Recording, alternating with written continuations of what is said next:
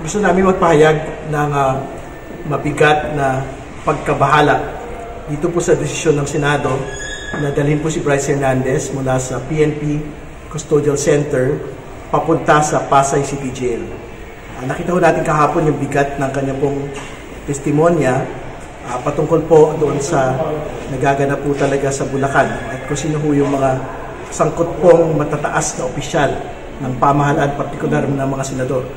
Dito po sa mga proyekto po, dito po sa Bulacan at inaasahan mo namin po talaga na i-reconsider ng Senado yung kanila pong desisyon na ilipat po si Bryce Hernandez mula sa PNP Custodial Center papunta sa Pasay City Jail.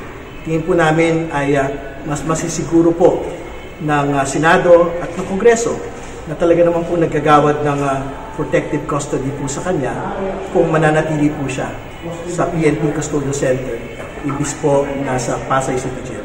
Kaya natin maglinaw na yung pong Bryce Hernandez po ay hindi po akusado pa. Siya po ay nananatiling resource person. Cited in contempt sa Senado at hindi ho cited in contempt na may protective custody sa House of Representatives. So, ang panawagan ho natin sa kabuuan po ng Senado, sana pag-isipan pong muli. I-reconsider po itong desisyon na ito dahil I think meron hong magiging mabigat na banta sa buhay po ni Bryce Hernandez kung ililipat siya mula sa PNP Custodial Center papunta po sa Pasay City. Sir, nakikipag-ugnayan po kayo ngayon sa Senado para i-consider? Susubukin mo natin na makipag-ugnayan sa Senado para pag-isipan pong muli, pero ginagalang mo natin because this is a plenary action by the Senate. No?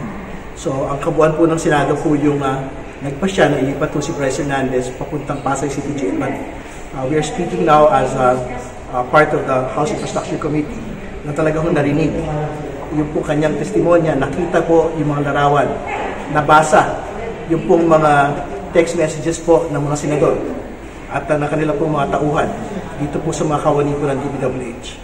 So, hopefully in the next couple of days, pag-isipan pong muli ng Senado po sana. Ito po nga mangyayari. Don, ano po nakita po ninyong banta kay Bryce? Ano po meron sa Pasay City Jail, Sir? Well, una sa lahat, kulungan mo yun ng mga convicted persons already. At again, to be very clear, Bryce Hernandez is not a person detained. He is not yet accused of anything in court. So, I think that is the problematic question on the Senate's decision to bring him to Pasay City Jail instead of a more neutral ground po at the PNP Custodial Center. So, posible ba malagay sa panganib buhay niya pag sa Pasay? Posible bang malagay sa panganib yung buhay niya pag sa Pasay City? Tingin mo natin kasi syempre at the very least kung nasa Senate premises ho siya. Actually, ang panawagan mo natin kung talagang titiyakin mo na Senado ililipat siya from the PNP Custodial Center, I think we would rather that Bryce Hernandez is detained in the Senate premises kasi at least mga Senate personnel po, security personnel po, yung magtitiyak po ng kaligtasan niya po. Sir, sa tingin niyo dahil po ba sa pagdawit sa dalawang senador, kaya po parang tila ipinalilipat siya ngayon sa Pasay City Jail? Yun yung parang punishment na kay Hernandez? Ayoko magbigay ng dahilan.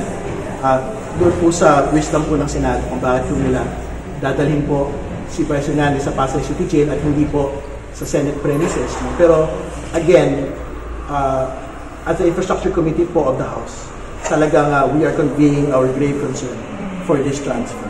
So ultimately, decision po ng plenary po ng Senado, ginagalang po natin. Pero I think we have to be reminded again na the events of yesterday are grave enough for them to actually reconsider this transfer.